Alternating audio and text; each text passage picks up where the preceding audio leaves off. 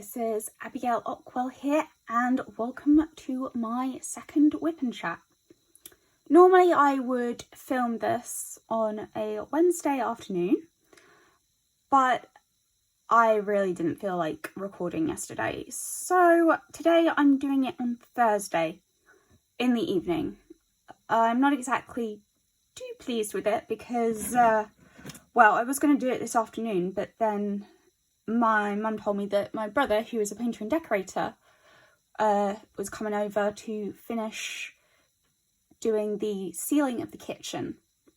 So we've had a massive hole in our kitchen ceiling right underneath where our bath is, in our bathroom, because the bathroom isn't of our kitchen in this house. And well, we had to get a plumber in a couple of months ago because we were having water coming through the ceiling. What we think that is my parents, ever since we moved, we've apparently always had problems with those pipes. So my mum thinks it's probably the pipes of just the pipes that are underneath the bath. And so he came round. He was here on Tuesday, and he couldn't finish the job because I want to say it was the filler, something needed to dry, and that needed to take overnight. So he went away and then came back today. He was also going to change the lights. So we've had an issue with one of our lights where it's just gone off. It's an LED light, and when he was going to go change the bulb, he realised that the light, the whole, so where you've got the light, instead of being able to just unscrew it, you have to change the whole unit, which means you have to turn off the electric, you have to then take out the old circuit, then put the new circuit in, reattach it, and basically every time that happens we have to take that out. So we've got an electrician coming at some point, but I'm not sure when. And I was told as well, the bulbs, the lights that we've got in the kitchen, they're meant to last 1,000 hours. Yeah, no, within 2 months one of them went. But mind you, the people that did our kitchen, they have done a pretty shoddy job. Within a couple of days, we had one of the cabinets falling off, like one of the cabinet doors in our kitchen falling off. And that was a real shame because this kitchen is my mum's dream kitchen. She loves cooking. She spends a majority of her time in the kitchen. And when my nana died, her inheritance was for the kitchen. That's what she spent her inheritance on. So we went with a well-known kitchen company that rhymes with ticks. And, you know, our consultant said, oh yeah, we've got the best builders. This person that's coming to do your kitchen, he's the best. And the fact that, you know, things are already breaking and everything, from 2 months in, things started to break. It kind of makes you think, well, if those were your best, what were the others like? I shudder to think. But anyway, I am going to answer some more tag questions for you, so you can hopefully get to know me a little better. Sorry if you hear any sort of hissing. That's my drink that's at the side. It's a vanilla Coke. And also, if you hear like any scurrying, don't worry, I don't have rats in my room. That's my bearded dragon, Erwin. He is the most adorable little lizard, and yeah, I can ask for a better animal for my first reptile. He is, how old is Erwin now? Wow, he's 8 years old. Shoo, wow, that's scary. So I'm hoping to get him up to the 10-year mark. That would be great if I can get him. Even if I can get him over the 10-year mark, that would just be great. Right, anyway. on to these questions. So the first question is, what is your favourite social media channel? So my favourite social media channel, I would have to say, is probably YouTube. When I'm diamond painting, or even if I'm cross-stitching, yep, I cross-stitch.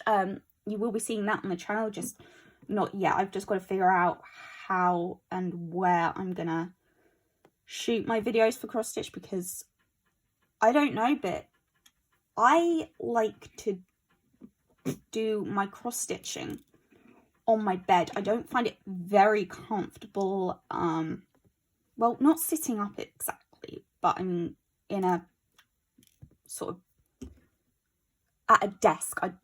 I don't enjoy that at all. So I have to be somewhere comfortable, like I have like the living room or my bed. So that's my whole thing with cross stitching. So my two favourite YouTubers are obviously Mrs. Crocheting Coffee, who I will link in the description below, and Rachel Ray. For anyone that's confused, no, this is not the chef Rachel Ray. Again, I will link her channel in the description below. But she, like I said, she's not the chef Rachel Ray, so don't get confused. She is originally from Virginia State in America.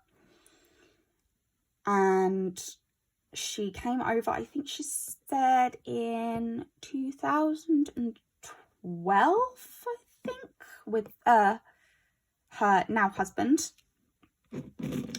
Originally they were going to go there for a summer, and they never left, basically. So what was my favorite subject in high school? So my favorite subject, I have a couple. Okay, I really enjoyed drama. That was probably my absolute favorite subject. But then I also really loved biology. My GCSE teacher, who I had in year 10 and 11, so I don't know what that would be in America or your country's equivalent, but it's basically middle school end of year exams for when you're 15, 16. And his name was Mr. Landy, and he was an amazing teacher. I learned a lot off him, and he made the biology lessons fun, which is probably why I loved it so much. He's quite quirky. He kept stick insects, and they were kept in the classroom. I actually did used to keep stick insects that were babies from his big stick insects. And yeah, basically I got rid of them when I got Erwin, because basically they were just not that intriguing anymore. I mean, they did great things for the garden, don't get me wrong, because they eat things like brambles, ivy, so effectively the weeds in your garden. So basically, when my mum found out that they ate brambles, she was like, oh yeah, we are getting these. We've got plenty of brambles and stuff that we can feed them. And so yeah, that kind of after a while unfortunately got boring, and also I think probably given half the chance, if I turned my back, Erwin would probably try and eat one. I didn't have them in the same enclosure, don't worry. They were completely separated, but we would change the stick insects out once a week. And always when that happened, Erwin, that's the name of my bearded dragon, if you're wondering, he would always get really excited and would start bumping at the glass on his bib. He'd start window surfing. Oh my god, surfing. Oh, it was a whole hot mess. And that was, Erwin was also part of the reason why I decided to get rid of the stick insects, the fact he was kind of paying a little bit too much interest in them. So that's like I say, I digress. You've probably found out, if you watched my first video, you've probably found that I digress a lot. I ramble a lot. I can go on a completely different tangent and then be like, and then suddenly, all of a sudden, flip back to what I was originally going on about. So now I've answered my favourite subject in school. What was my least favourite subject? Maths. Me and maths, we are not friends. We are bitter enemies. I mean, me and maths do not get along at all.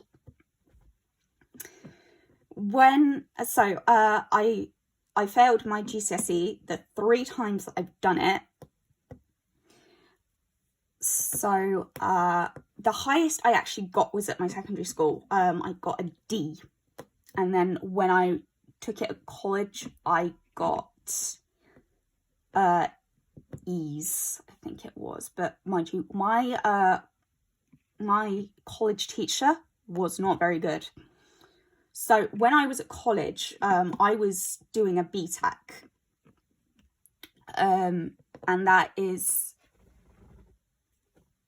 for those of you who don't know what a BTEC is, it is the equivalent of, I think it was 3.5 A-levels, I think, off the top of my head. I don't know what that would be the equivalent in America or anywhere else, but that's basically, so I know college is very different in America to what it is over here. Here, college is, so after secondary school, there are 2 types of higher education. Well, there are technically 3 types, but I'll get into this after I try and explain college, what it means over in England. So, like I say, we have 2 options for higher educations after we've done our GCSEs. We have something called 6th form, and that's usually, so 6th form is usually, you'll stay on at your school, at the high school or secondary school that you went to, and they will teach you kind of, basically you'll sit there and learn subjects that you pick, like, you know, like your GCSEs, etc. But it's a lot more, A-levels are a lot more classroom based. Whereas with BTEC, certainly my drama BTEC, it wasn't all theory. We would, you know, we'd have about, I think it was about three theory lessons a week. But most of the stuff that we did at college was, it was practical. So we'd be studying Shakespeare, for example. We'd be studying Brecht, and that was always really, really fun. So we did about 5 performances throughout my whole time at college. And probably one of the most fun that we did was in my second year, which was my last year at college, because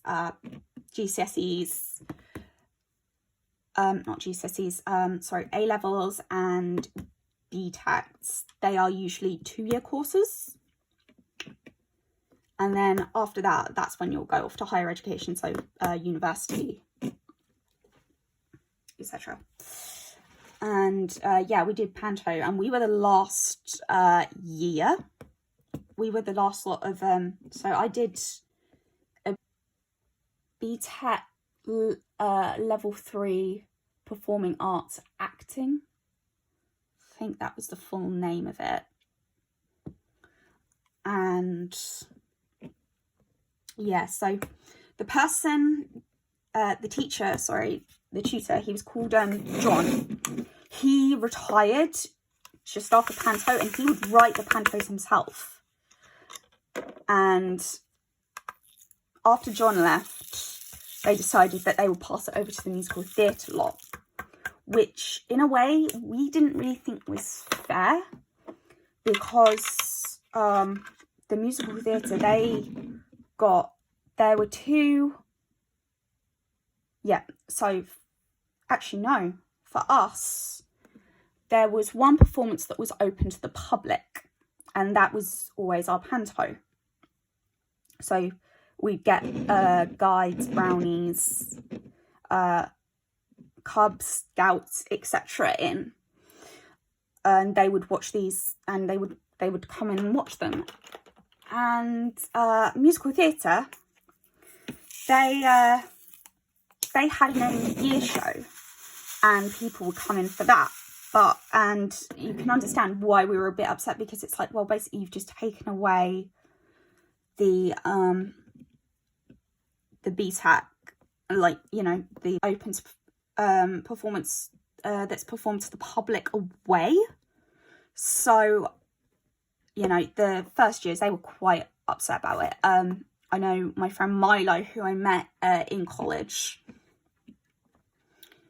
he was really, really mad because he wanted to do it. I mean, my friend Milo, he's great and all. He drives me up the wall, yes. But he's great. He's a great friend. Oh yeah, I just remembered what I was going on about. I was originally going on about maths, and then I went into a whole tangent about performing arts and other things. So my maths teacher for college, he was a bit of a douche, okay? And I mean that because I was obviously studying to retake my maths GCSE. Didn't pass it, but at the second half of my first year at college,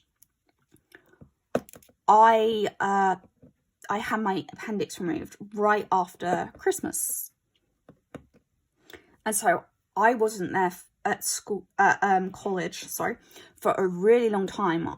I reacted really badly to the anaesthetic, so I probably had about, I had about 2 months off. It was just because of how ill I was.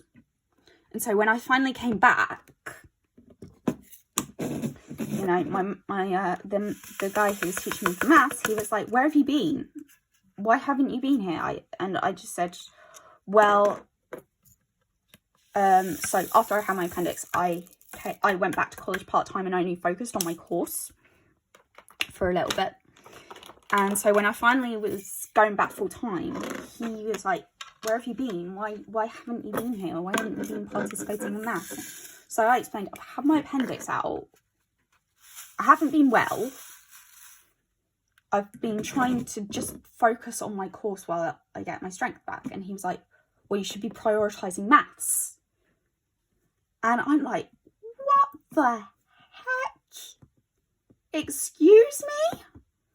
I should be doing what? Yeah, no. So, you know, after that whole incident, me and my maths teacher, we did not get on at all. After that, my appendix came out, let's just say he did not like me. I'm sorry if I was ill, but I did pass my my BTEC, if anyone's wondering. I also, in my second year, I resat my English GCSE. I passed that, no problem. That was easy for me. I have enjoyed English. I've always enjoyed English, but like I say, me and maths, So next question. There we go. After we've gotten off that whole really random tangent that was just going slip, slip, slip, slip. This is me on a regular basis. I will start off one thing, then I'll suddenly skip to another subject, and then I'll go back to what I was originally saying. Oh yes. Before I forget, before we go on to the next question, so you can probably tell that I have got a lot of my diamond painting done, and that is thanks to this multi-placer. This is from Lexi Lily Crafts. She is on Etsy, so I will of course link her in the description below, like everything else in the video. And she 3D prints these multi-placers. So usually with the flat multi-placers, you know, they go up to 15. This one is a 16 placer. Yes, I use big multi-placers. However, when I'm doing these WIP and Chats, I always think it's better to have a smaller one, just because I don't want to intimidate someone. If you've just gotten into the craft, I don't want to suddenly intimidate you and be like, why is she using such a big multi-placer? I can't do that. La, la, la. No, that's the last thing I want to do. The last thing I want to do is scare somebody off this craft. So, right. Now, we're going to go back to the topic. What was your favourite TV show when you were a kid? So, okay. I'd probably say I have two favourites. First one, Scooby-Doo. If it's ever on telly, yes, I still watch it. And I know people don't like Scrappy-Doo. I do. I think he's cute. Yeah, he's a little bit annoying, but I still think he's cute. I still don't think that when they did the live action movies, I still don't think they should have made him a villain. That was a bit, yeah, no. Don't do that with Scrappy, but no. I enjoyed Scooby-Doo, and like I say, I will still watch it if it's on telly. Call me a big kid. And then, but I think probably my ultimate favourite TV show when I was a kid was Mona the Vampire. I loved that show. I even have the DVD box set. Yep, I do still watch it.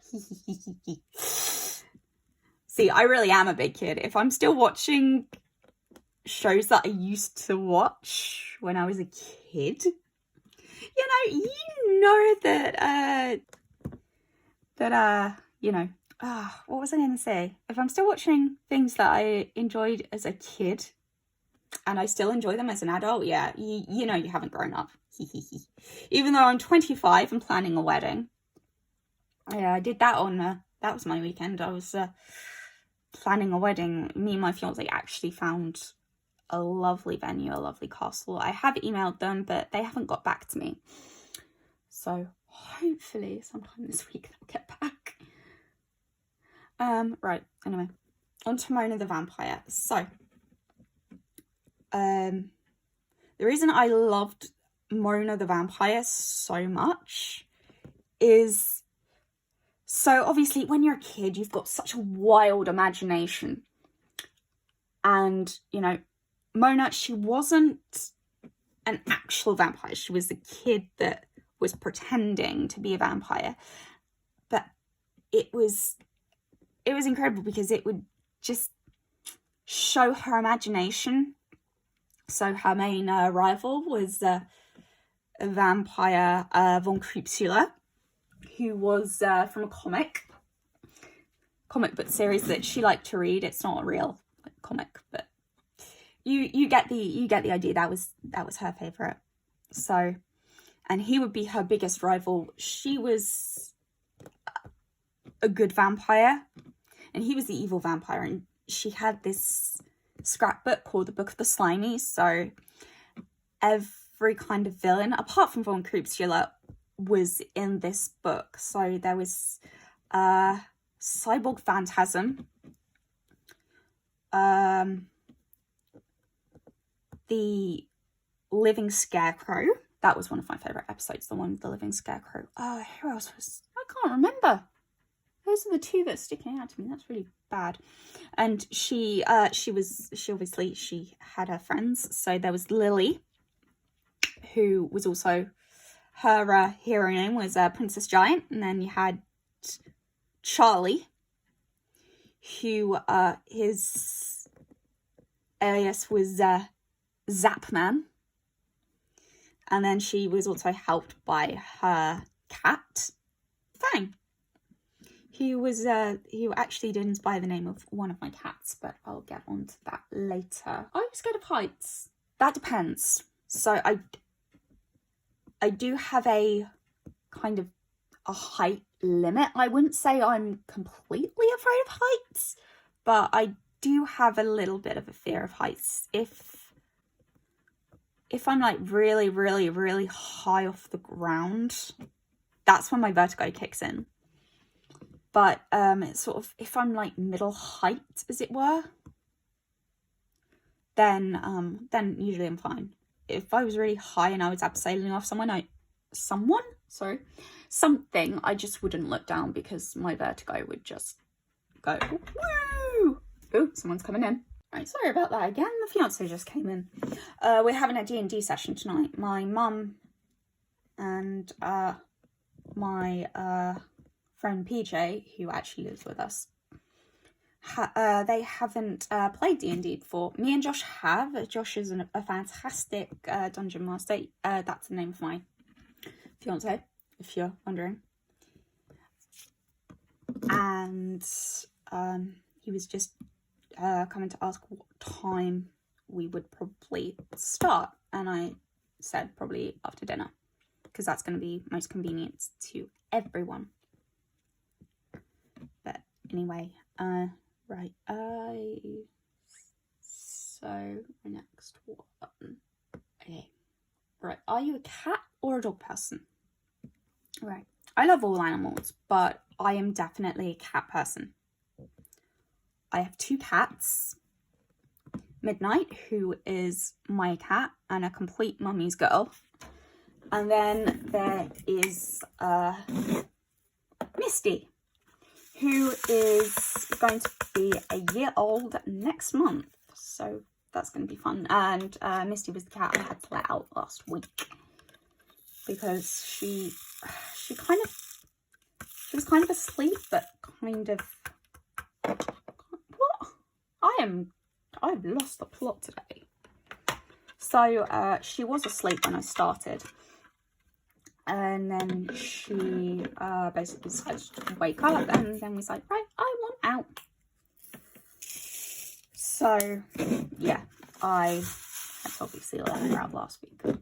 Hopefully that we won't get any more disruptions. So I should probably go into my past cats. So originally we had a cat called Honey, who was a black cat. Yeah, she wasn't ours originally. She was rehomed.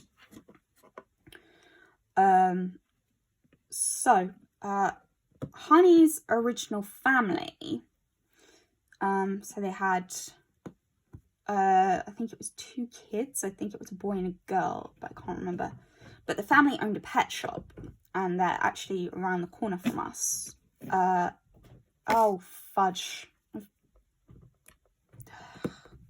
The joys when you're trying to do 2 things at once and you suddenly realise, oh no, I put the wrong darn drills on the wrong spot.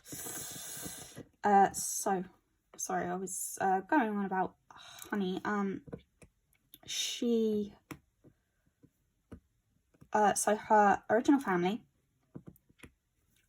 they decided to get a dog. So you can guess how that ended. The dog chased the cat, and so they said to the cat, they said to the children, right, we've got to get rid of one of them. And what do they choose? They chose the dog. Now, if that had been my family, I would have said, look, I know we've just got the dog, but the cat's been here longer. This is the cat's home. So, we'd come back from the Isle of Wight, And I'd fallen in love with these tortoiseshell kittens at a stable. And I really, really, really, really wanted one. So we went back and we asked if they had any tortoiseshell kittens. They were like, no, sorry, we don't. But we do have this one cat. And that cat was Honey.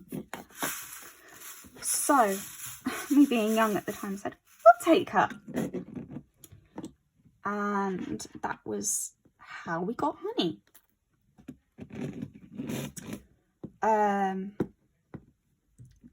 So yeah, Honey came to us. She wasn't very happy at being rehomed, I can tell you that now. She, honestly, she was hissing, hiding. She completely hated us. I'm so sorry if you can hear any background noise. So, yeah. But, how she came to trust us, this is quite funny. So, we'd been, I think it was to the Isle of Wight. And my eldest brother, Trevor, who is Army brother, he had been staying. And he'd left the top bedroom, he'd left the window open. So it's kind of, we came back and we couldn't find her. So obviously we were a little bit worried. We thought, oh my gosh, she must have gotten out somehow. So we started looking around. Dad went to the pet shop, which was where, like I say, the original family that had Honey ran in case she had gone back there. She hadn't. So my dad, he was asking the neighbours, you know, have you seen the cat? And our then neighbours, well, one of them, they were a married couple, but one of them looked up and said, is your cat black? We're like, well, yeah. And we looked up and there was Honey sat in the gutter. So my dad is absolutely terrible with heights. So that's probably where I get that from. But my mum, yeah, she's okay. So she went up the ladder to rescue Honey. Now, bear in mind, this was a cat who didn't like us, didn't trust us. But my mum, she went up there with the laundry basket, with the washing baskets, because Honey used to like to sit on it / fall asleep in it. So Mum went up the ladder to the gutter and was waving it around, trying to convince Honey that she did actually want to be rescued. But yeah. So in the end, because Honey wouldn't move, Mum just picked her up, slung her over her shoulder and brought her down. And then she actually realised, actually, these people aren't so bad. But no, how she got into the gutter is obviously she climbed out of the top bedroom window, climbed over the apex, and yeah, obviously Honey was not the brightest tool in the shed. Don't get me wrong, she was lovely, but she was not very smart. Poor cat. Sorry, Honey. So obviously she got herself over there, but she couldn't figure out how to get herself back. There's another funny story with Honey, and this involves a mouse. So before we had our kitchen redone, Honey, she was okay at catching mice. But one night, she brought in a mouse, live mouse, and she was sat under the kitchen table, and she was looking down at this mouse. The mouse was looking up at her, as my mum was the one that found them, and she kind of had this look on her face like, what do I do now? yeah, so yeah, we never got the joys of dead mice from Honey, and we haven't had the joys of dead mice from Middy either. We have with Misty. Yeah, that's fun.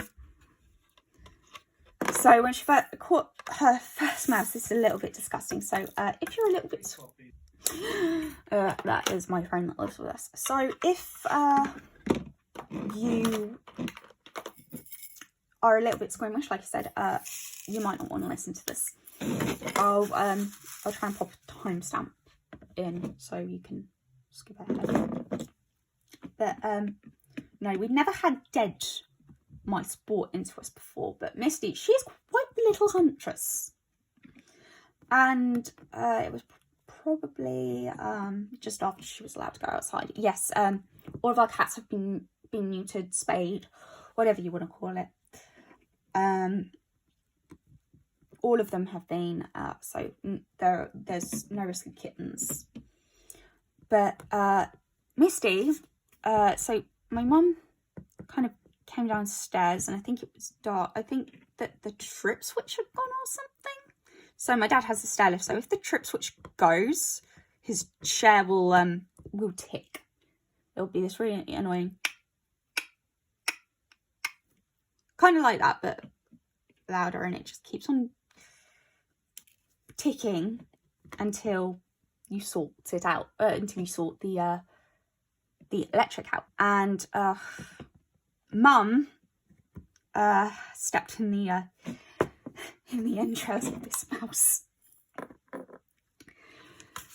So yeah, we've had a couple of dead mice, but that's really been it. Middy, she again has brought in live animals, but again hasn't really figured out what to do with them.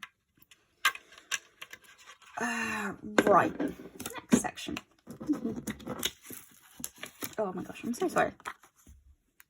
I'm so sorry if this is like a really rambly video. Right, so as I said, we've had live brought in, but yeah, Misty was really the first cat to bring in dead. So right, I'll get on to some of our other cats.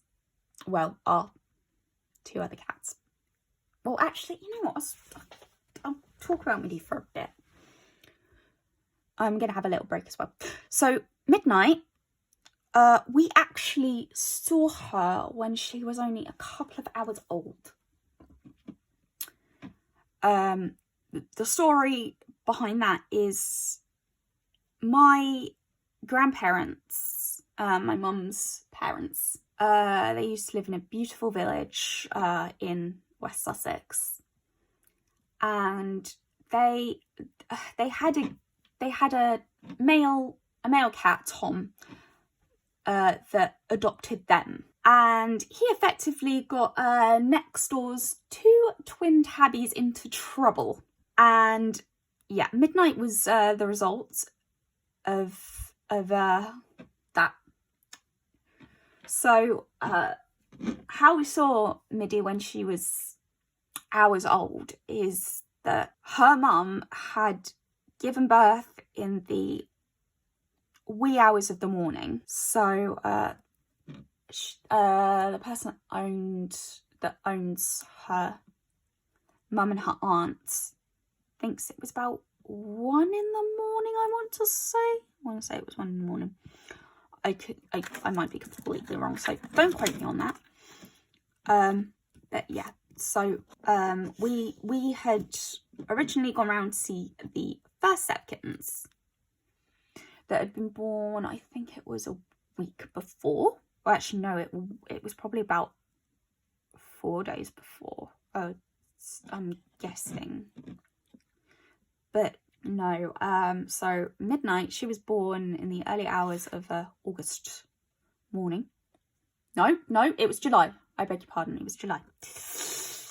And yeah, we got to see her when she was basically hours old. Now, my mum, obviously we had Honey, but my mum had a feeling that at some point I was going to ask, can we have one of the kittens? I of course asked can we have one of the kittens? All of Hector, who was Midnight's aunt, all of her kittens had been sold. And it was Marigold, that's Midnight's mum, that, you know, that all the black kittens belonged to. So, we were kind of picking up the kittens, and we were like, right, would you like to come and live with us? Or would you like to come and live with us? And I was kind of looking at one of the kittens, and then all of a sudden I just feel this bump on my leg. I looked down, and there was this tiny little bundle of black fluff. Midnight was the runt. And there she was. We knew that was the cat for us. And yeah, she was just such a little bundle of joy. She still is. Even though she is 14 now, she's still a little bundle of joy. But anyway, so yeah, we've got one of Black Panther's daughters, and you know, we can tell it's Black Panther's because obviously we saw Black Panther usually about once a week, because this all happened when my dad could still drive. Midnight is her father's daughter because in the face there is a midi. There is you can tell that that's Black Panther's face. So next cat was Fang.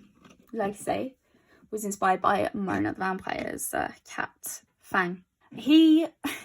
This is quite ironic because you're gonna think, what the heck? How did this happen twice in one family? So Fang was effectively our Black Panther. He adopted us. I know I didn't say this before, but like Black Panther, he was quite bitey. When he first came into our garden, he like Black Panther, he was just skin and bones. And so my mum, she would originally just pop out the scraps, the cat scraps, and Fang would, you know, he would eat them. You know, he was a lovely cat. He chose us. And there is a reason why I say he chose us. Because we'd had him for about, I think it was 4 years or something. And he got an abscess on his leg. So my mum took him up to the place where our cats used to be registered. And they had a stray rehoming program. So yeah, they dealt with Fang, and you know, we thought that's it, that's the last that we'll ever see of Fang. We were wrong. 6 months later, 6 months, Fang came back and greeted us like long lost friends, and you know, it was the most lovely thing. Like I say, Fang chose us, and I am forever grateful that he chose us. I really am. He lived with us for another 4 years. One day, we kind of came downstairs, and this is quite a sad story, so I'll probably timestamp this. So if you don't want to hear what happened with Fang, I'll probably timestamp this and the next story about my next cat.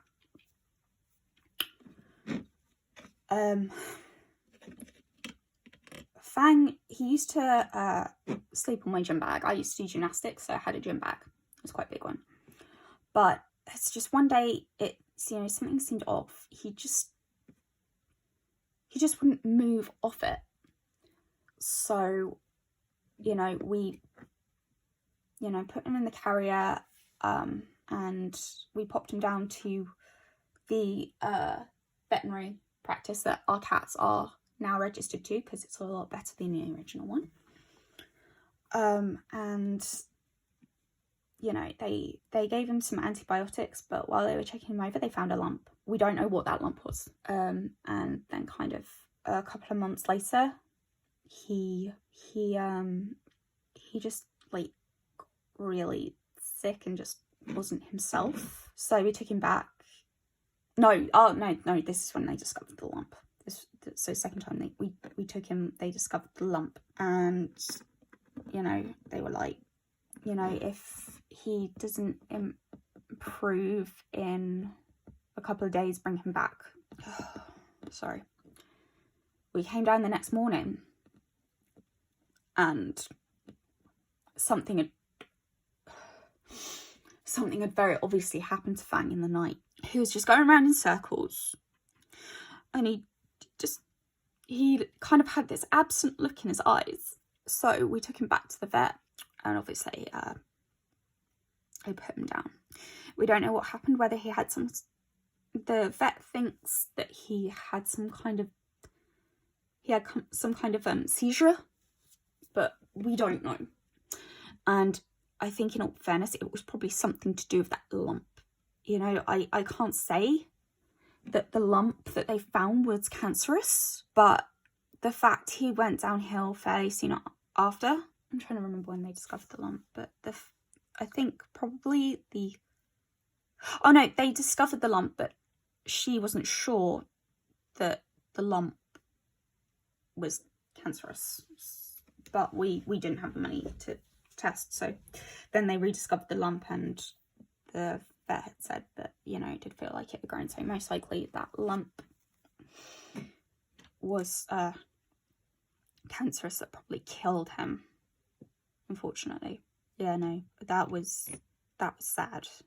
That day we just came back from the vets just carrying him in a towel, bawling, and that was probably one of the saddest days of my life. Soon after Fang, probably about a couple of years after Fang, actually, a friend of ours, he had a cat called Toothless. Now, Toothless was a grey tabby, and she was a monster.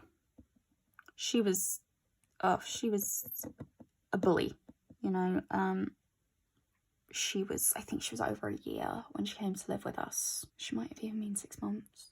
It was 6 months to a year. It was something like that when she came to live with us. And yeah, she was just a little terror. She tried to push our older cats out of the way, and, you know, Midnight and Honey, they would gang up if, like, they were both in the kitchen eating food. Toothless wouldn't go near them because she knew she'd get bopped. And yeah, but she was like fluffy. She was quite big, like, as in width-wise. We didn't overfeed them, but she was just such a pig. So often we'd pop food down for Midnight and Honey, and then after they'd had a little bit, the little tinker, no matter what, she would just come and scoff the rest of the food down. But it'll be 2 years this year. We lost Toothless. This is actually quite horrible what happened. So I'll probably be, you know, timestamping this, but Toothless, so one day we woke up and we hadn't seen Toothless for like a little while. You know, we didn't panic because Mum had a cat that had gone away for 4 weeks before and then come back fine. But it was kind of after a couple of days the worry started to set in, because it was like, well, this isn't like Toothless, she'd come back. And so we put a thing on Facebook saying, you know, have you seen this cat? And someone had put on this group, on the group page that we'd shared it on, said, you know, oh, I saw a dead tabby by Linden Road. Not Linden Road, Town Cross Road, which is the road which is behind my house. And there is a graveyard right on the other side of that road. And so my mum thought, you know, I'll go and have a little look. Didn't find anything. We then got a call from a vet in Worthing, which we thought, this is really weird. Why would anybody be calling from Worthing? And they were saying, you know, can you send us pictures of the tabby, of your missing cat? So we sent photos, and then the next request was just even stranger. They said, can you send us, you know, images of her tail? We need to see have you got any clear images with her tail in? So yeah, we found a couple of images and calls saying that the cat that had been found was Toothless. And this is the bit that, this is the horrible bit. So after she'd been hit by the car, because what happened next, they did reveal, was post-mortem, which I'm very relieved about. As like I say, there is a graveyard at Towns Cross. And what had happened is obviously some horrible sick person had found her just lying there and thought it would be a good idea to cut her up. Yeah. It was disgusting. You know, we didn't see the body, and I don't think I'd have wanted to. We've unfortunately never caught who did it. But it just, to this day, it just makes me so sick knowing that someone's walking out there that did that to an already deceased animal. And, you know, the same year, we lost Honey. So that's why, and then we got Misty last year to kind of fill the gap of Honey, because when Honey died, Midnight would just, she would constantly meow. She needed someone because, excuse me, that's what she was used to. She was used to having another animal with her. You know, even though she was fine with Erwin and everything, she needed another cat. And, you know, they get on okay, but her and Misty and Midnight, but, you know, they really, you know, obviously they have their spats, but that's like with all animals, they have to establish dominance. I'm going to have some of my drink. Sorry about that, really morbid. Seriously, I have a really bad habit of going into morbid conversations. Right. Next question. So I'm going to start diamond painting because, you know, that was quite heavy, and I definitely could have diamond painted when I was saying what had happened to some of my animals. Right. Okay. So this next question is actually quite interesting. So, if you had more courage, what would you do differently in your life now? To be honest, I don't think I really would do anything differently. I think the only thing I'd really do differently would be, you know, have more confidence in myself. Sorry, I'm just bumping you there. It's just where the symbol is. I think I probably have more confidence to like ask questions and not be afraid of being rejected as well. One thing I definitely do if I had more confidence is, so my best friend, her name is Robin. Yes, I have a best friend called Robin, and it's spelled R-O-B-Y-N. And she is, my best friend is currently, she's pregnant. She's just got past the 12-week stage, and I'm going to be godmother. So I've known that she was pregnant since, I think she was 4 weeks in, but I'm not sure. But yeah, it's great because Robin didn't think she could actually get pregnant. So, you know, I thought this was really great. But me and Robin's friendship, we are very close, you know. She is like a sister to me. I always say it, she's like a sister to me. Because it's true. She is like a sister to me. Which is why she's going to be one of my maids of honour at my wedding. Yes, I'm having two. Don't judge me. And there was a girl at our school who she was not a nice piece of work. Thankfully, I haven't heard from her since school. But she decided it would be a great idea to make up this rumour that me and Robin were gay. That we were gay together. And it was like, really? Okay. But I think if I had, but we've said this, if we had more confidence then, I think we'd ham it up. We'd play it up so people would just get bored. Just put or just make it so over the top that people are like, yeah, no, they're not gay, and make Freya look like a complete idiot. Sorry. Right. I think that's probably what I do if I had more confidence. So, what is the weirdest thing you've ever seen in your life? Weirdest thing I've ever seen. I'm quite a weird person. So I'd probably say things are quite weird. It's got to be something. Oh, I know. What's the world's ugliest fish called? I can't remember its name. It's like, it looks like a little blob of jelly. I'll try and pop a picture in, and of course its name. But it looks so ugly and so weird. The way it looks like it's got a face. I think it's called like the blobfish or something. It's something really weird, but all I can think when I see it is that is very bizarre. Because when they discovered it, I remember seeing it on a program, like the image on the program, and I was like, what the heck is that? It looks like an old person's face, but they've got punched in. But no, it's a fish. It's apparently a fish. Like I say, a very weird fish. So final question. Who was the worst boss you've ever had? So,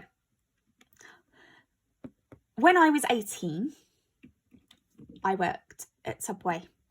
Yeah, it was a horrible job. Absolutely hated it. The store manager, he was lovely. Absolutely lovely. Couldn't fault him. But the franchise manager, her name was Lou. And she was horrid. She hated my guts. Absolutely hated me. She, things she did. She bullied me physically as well as mentally. Like, she would change my rota the night before. So it's kind of, I'd wake up to a phone call and she'd be like, you're meant to be at work. And I'd be like, no, I'm not. And she's like, oh, I changed the rota. You should have been paying attention. Or it would be suddenly, the moment I get there, she'd suddenly say, I need you to do, if say the rota had just been put up, she'd suddenly be like, no, I need you to do this day. So between that and my gymnastics coaching job, because I only did that once a week, and that was on Saturday, I effectively did not get a day off, and the longest I went without a day off at all was 2 months. She had me running ragged. So, to give you an idea of how horrible she was, when you get deliveries, she would ask us, all to help, of course. But there was one time where we got a delivery and it was the meatball marinara sauce. And this was a very heavy box. Now, I am a very tiny person. And so she saw me come in to try and get something, and she dropped this heavy box that, I found it hard to lift. That's why I usually didn't touch it. But she dropped this heavy box into my hands, and she thought that was okay. I got really sick mentally. That I was not a happy person, because what happened is the meatball marinara instant sauce, that was just the start of what happened. Our store manager had just left because a relative had died, and he said, I can't come in, I can't do this. And she said, you either come in or you're fired. And he said, well, I'm not coming in then. I'm in no state to work. And so she basically just, took over being kind of store manager as well as franchise manager, so she was in a lot more. So it's kind of after our store manager left, she picked on me. And, you know, she'd heard me talking about my birthday. I am a November baby. And she was like, oh, so what are you doing for your birthday? I explained, oh yeah, on my birthday I'm going to be going to Chinese, you know, going to be going down the road to my favourite Chinese restaurant. And she was like, oh, okay, that sounds really nice. Rota goes up. She had me closing on my birthday. And I was like, you are kidding me. You are kidding me. And I actually, because of the stress and how much I'd been working, I was really, really sick that day. I called up and I said, I'm meant to be closing. And, you know, I said I was sick. And she said, well, that's not very good, is it? And I was like, I'm sorry. She was basically making it out like it was my fault I got sick. I was back, I was back the next day. It was like a 24-hour thing, but it was just, I think it was just the stress. There were a couple of times where I had panic attacks and, you know, I wouldn't be completely recovered and she forced me to go out and serve customers. But yeah, I was actually, over the Christmas of that year, I was signed off with work-related stress. Right. And, you know, he said, you know, because I knew there was procedures where you had to bring in sick notes, where doctors had signed you off. And he said, oh, do you want me to bring it in? And she was like, that won't be necessary. I was like, what? And she was like, yeah, I don't need it. So I thought, okay, that's really weird. So I came back and she had a daughter, I think, or has a daughter, sorry, I should say. I think in Australia somewhere. And they went there for 2 weeks, she and her husband, who he was just as bad as her. He was horrid. He would, oh my God, he would shout at me as well. He was usually our maintenance man. He was the maintenance guy, and, you know, he'd pushed me out the way a few times. He was not a nice guy. You know, they were effectively the perfect couple for each other in my mind. And, you know, so she came back, and for the first week, you know, she was tired. I didn't get anything. Then, you know, the next week, she just came back 10 times worse. And I couldn't take it, to the point because I'd said to her, oh, there is an acting thing that I want to do with the theatre group that I was part of. And she said, so this was actually before I got sick. I'm backtracking.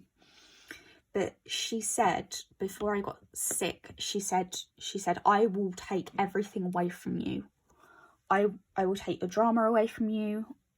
I'll take your counselling away from you. Yeah, I was having counselling at the time. But I'd been having that like for a year beforehand. She said, I take away your gymnastics coaching, but I can't because I don't employ you. And that was really what the tip of the iceberg was. She also said that she would force me to work Christmas, even though no, can't say it. Never mind. She said that she would make me work. Actually, yeah, I've already said Subway. Even though, you know, Subway sandwich shops that, you know, it's not open on Christmas, but she just, I think she was trying to kill me, that woman.